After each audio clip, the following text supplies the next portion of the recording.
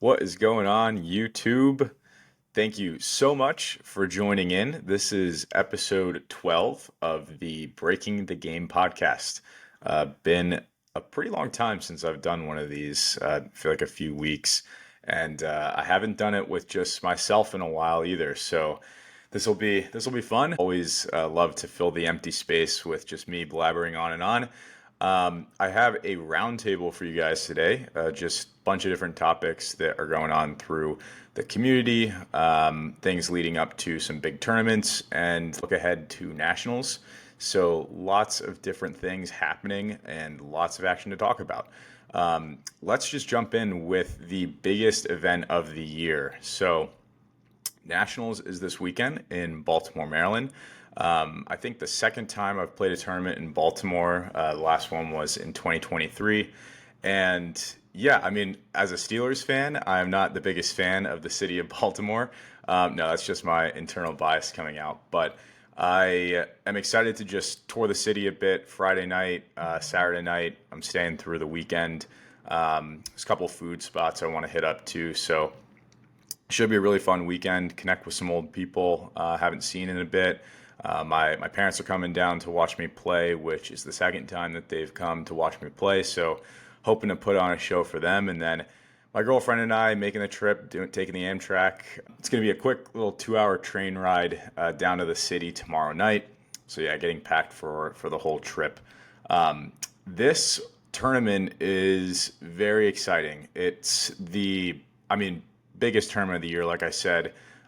Lots of top teams playing. Unfortunately, not a lot of Canada representation, which I'll get into later in the episode. But this event has, as big of a stacked field as we've seen this year, other than, potentially Chicago and New York City. I feel like those were the other two biggest events of the season. So Nationals tops those two combined, probably. We're looking at a division of 24 pro teams, the biggest pro division that we've ever seen at a Nationals or an STS championship in the past. I have my own thoughts there, but I'll save that for another time. Just talking about the tournament as a whole, the rule set was announced a few months ago. I'll read that off to you guys right now. We have the bigger ball, which is Premier Spike Bigger Ball. We'll also be using the Premier Spike nets across all divisions. We have a 30-foot boundary. I like the 30-foot boundary. Going back to the start of the year, we did, I think, 24 and a half feet at one point in Package A. And then we also scaled it back from 30 to 28 and a half, maybe, or 27 and a half most recently in Package C. I like that we're going back to 30 foot. I think it's a good, happy medium in there. And I like it, more than the 35-foot boundary, which I tried at one point too. So I think it's a good rule. I'm happy, we're using Premier Spike. And then the next rule we have is traditional serving, which is a highly controversial topic. From the people that I've spoken to, I feel like it's relatively 50-50 if people want equal serving or not. I see the upside to traditional serving in the sense that the person that's serving won the point. I also see the benefit to non-traditional serving and doing equal serving in the sense that there's less of a focus on trying to go on ace runs, and you can lean on other parts of your game more than just acing the opponents and trying to build wins that way. So I think it's a decision that I don't care that much about, to be honest. Like I'm not affected too much by it. I think if anything, it probably benefits us that this tournament is traditional serving. I'm someone that can go on, 6+ ace runs any given game. So I think that benefits us, but I also really have liked equal serving and building momentum that way as a team. Where with traditional serving, it sort of feels like if you're the one going on the run, it's not really as much of like a team-led run. So, like I said, I'm pretty indifferent on this. Moving on to the other rules we are playing with 3 hits on the receive. We've played with this all year. I think this is a really good rule, so I'm happy with the community all agreeing on this. No same hand toss. Another one that doesn't really affect me. I don't care too much about. I think we as a community need to make a decision here moving forward. I don't really want to go back and forth on this. I don't know whose decision that is to make. I guess the IRF, but it's one where I think we just got to pick a direction and stick with it. We're playing with the bigger, or shall I say, medium no-hit zone that we've used this year in Package C, which is 100 meters.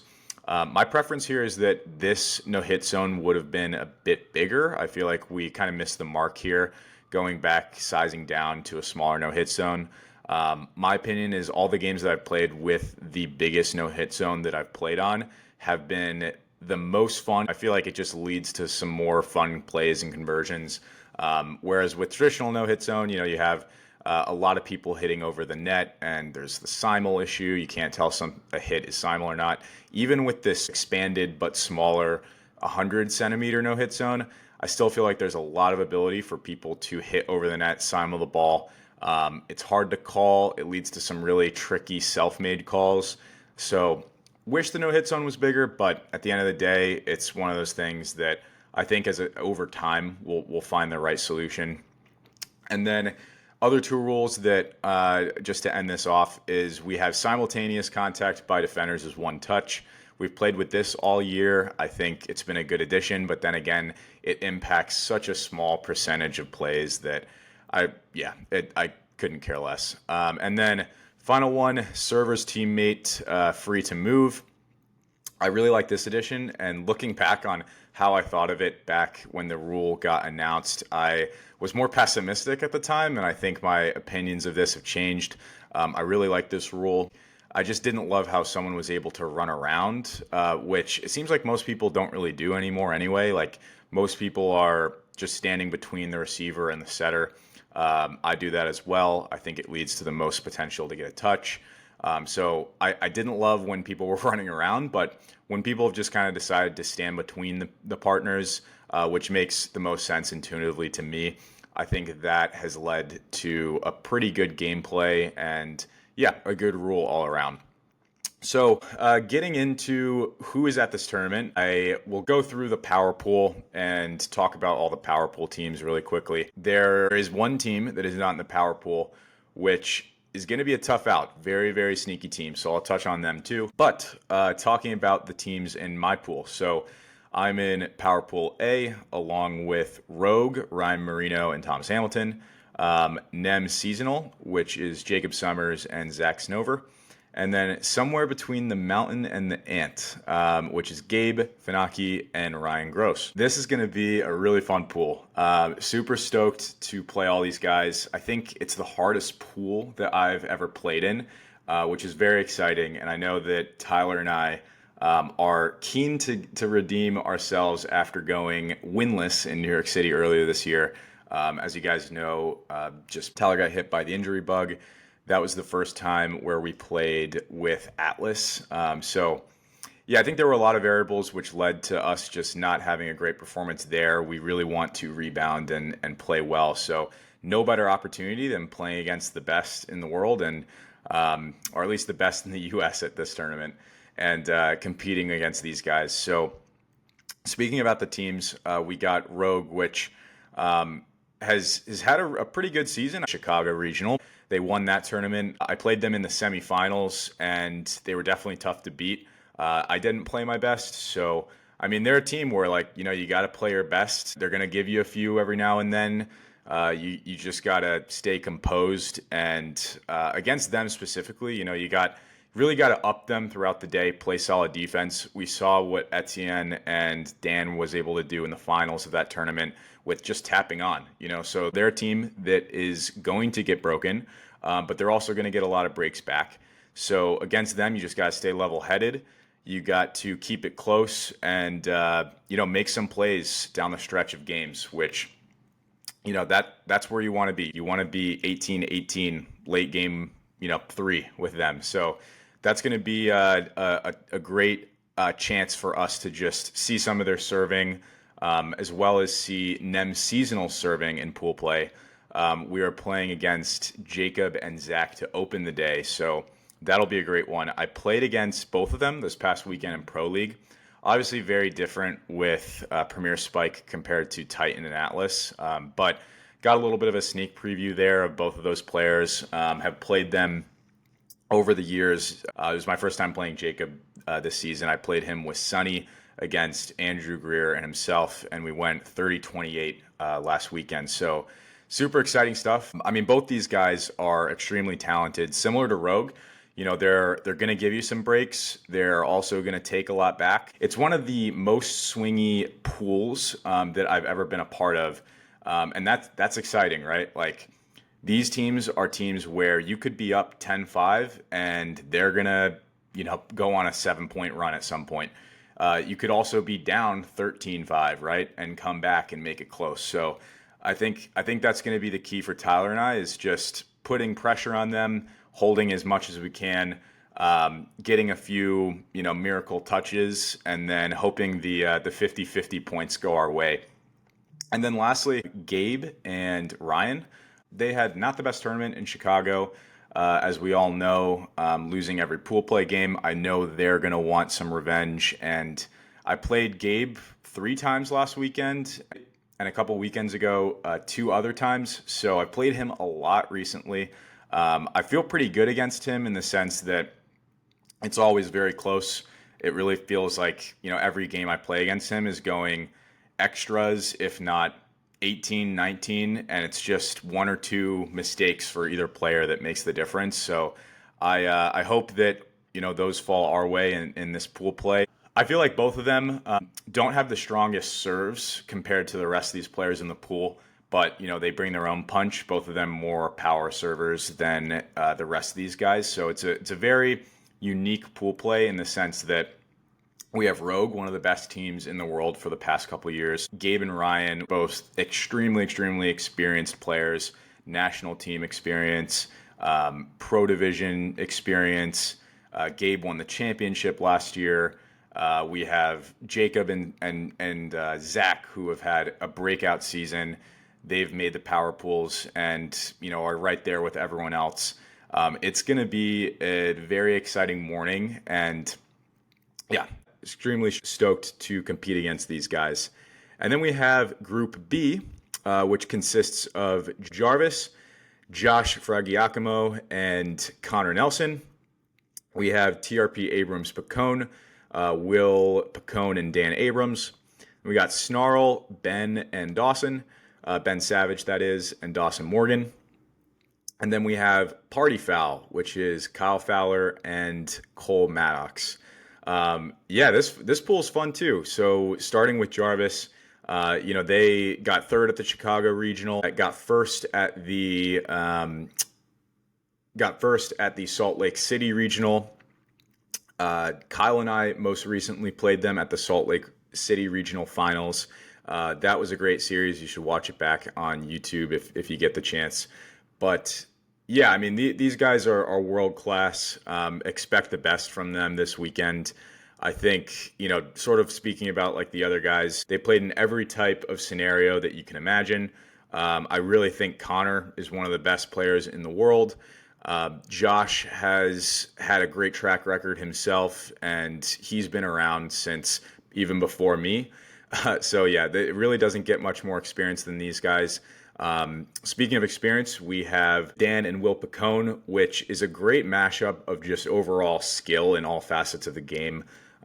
Dan bringing you elite quickness and stamina, as well as Will, I know he's been grinding his stamina as well, going for some marathon training. I think they're going to be a very elite level team at this tournament. Will obviously bringing the majority of the serve pressure there. So I think it'll be important for Dan to get some of that too. They're going to be a tough matchup. Moving on to Snarl, consisting of Ben Savage and Dawson Morgan. Another experienced player in Dawson. Ben, I think this is his first pro division and has had a breakout season himself. I mean, he is well equipped to compete with the best of them with this rule set and equipment. I think, you know, he and Dawson have great chemistry.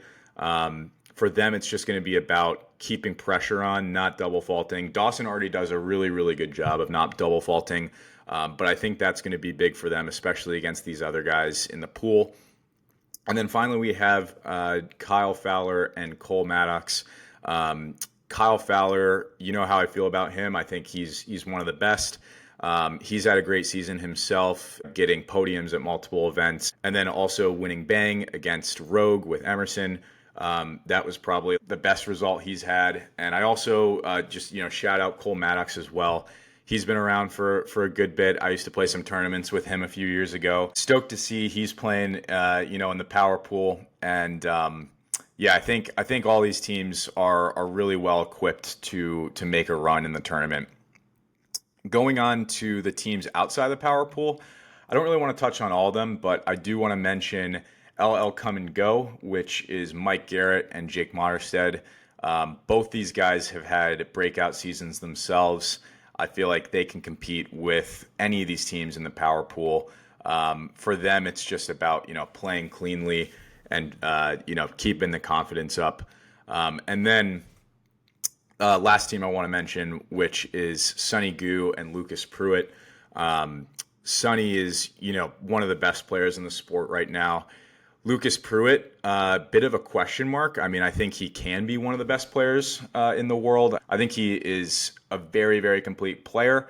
Does everything well outside of serving, you could argue. And even though serving is the weakness for this team, both of them have some sneaky serving in them. So I expect this team to turn some heads and likely make a deep run. It's going to be a tough out for really anyone that plays them. I think just the biggest question mark for me is how is Lucas going to play? He's been out all year with a shoulder injury, and I really haven't seen him recently. So I imagine Sonny's feeling the same way. Like he doesn't really know what version of Lucas he's going to get. But if it's anywhere near A to A plus Lucas, this team's going to make a deep run. Let's talk about predictions. I mean, I think it's fun to do, right? Like you don't really know what's going to happen. I always exclude myself from these predictions. Like I, of course, want to say Tyler and I are going to go in, beat everyone, win the tournament. Doesn't always happen. It sometimes does. So I'll just give my top three, and I won't include Tyler and I just for, personal bias reasons. I think Rogue's going to win it if it's not us. My second place team would be probably Jarvis. And then third place, I'll go between Seasonal and Will and Dan. I'm going to give Seasonal the edge. I think Seasonal takes it in that matchup just based on serve pressure alone. But if they don't play clean, they're not going to win that. I mean, it's going to be an exciting tournament. Like I said, I can't really emphasize it enough. It's the biggest tournament of the season. So what more can you ask for? And then moving on, I guess I could talk about co-ed pro and women's pro, but I'll move on to some other topics because that took a lot longer than I was expecting to just preview the tournament. And I feel like I could spend a lot of time talking about it. So let's just move on. A few other things I want to talk about in the episode. The first is a little bit of a rant about ELO. I don't even know where to start. This is something that I think we've gotten better with over the year and over the last few since it's been implemented into the sport. I still think there's some massive holes with it. Those of you that are familiar with ELO might know that partner weight is not factored in. What this means is every individual game, you have an ELO score that you're bringing to the table. Your partner has an ELO score that you're bringing to the table. The team you are playing has one as well. The team you're playing both has two individual players that bring their own ELO score onto the table. Now, me as an individual is playing against those two players, right?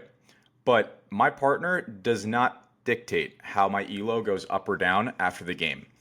It should. What happens is my individual ELO score is scored against the other two players, not our teams versus the opponent's team. The reason this is a big issue is I could be playing with Gabe Finaki against two pro players, let's just put this example out there, right? Let's just say we win the game. We gain a little bit of ELO. If I were playing with Joe Schmo over here and lost, the ELO system would not factor in that I was playing with Joe Schmo, and that could have been one of the reasons that we had lost. Say my ELO ranking is 2,000, Joe Schmo is 1,000, the two pro players combined are 4,000, right? Our team's ELO is 3,000 compared to the pro team that we're playing, which is 4,000. We're supposed to lose that game, probably 7 to 8 to 9 out of 10 times. However, the system figures out that I, as a 2,000 ELO player, are playing against two 2,000 ELO players, so I should win half the time.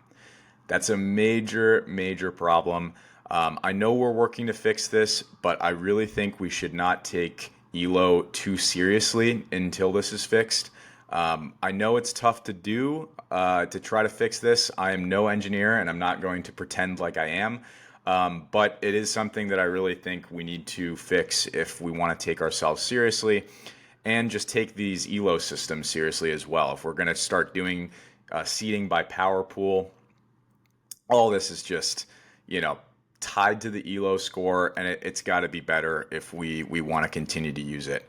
The next thing I want to touch on is a topic that I've seen in Discord the last couple days, and I just wanted to share my opinions on it. It's basically the topic of placement matches and the reason for them, right? It kind of ties into ELO, but I just wanted to give my take because I don't think I'm in the majority on this take. I could be in the minority. I'm really not sure what people think, but placement matches are, let's be honest, a little bit of a joke.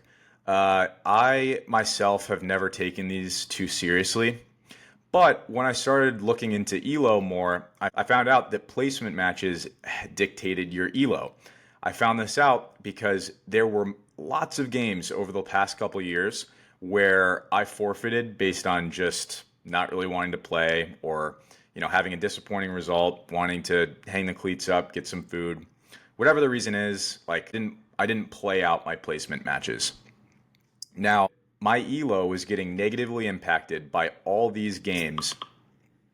Now, I found out that my ELO had been negatively impacted by all these games that I chose not to play, as well as games that I didn't even know I didn't play. This meant that people were going into Fuego after the tournament saying that they beat me on Fuego, and I'm sure this has happened to a lot of you guys as well, so feel free to check and look to see, but I had a lot of games that I never played, or the team that said that they had beaten me in consolation never came up to me and spoken to me about playing.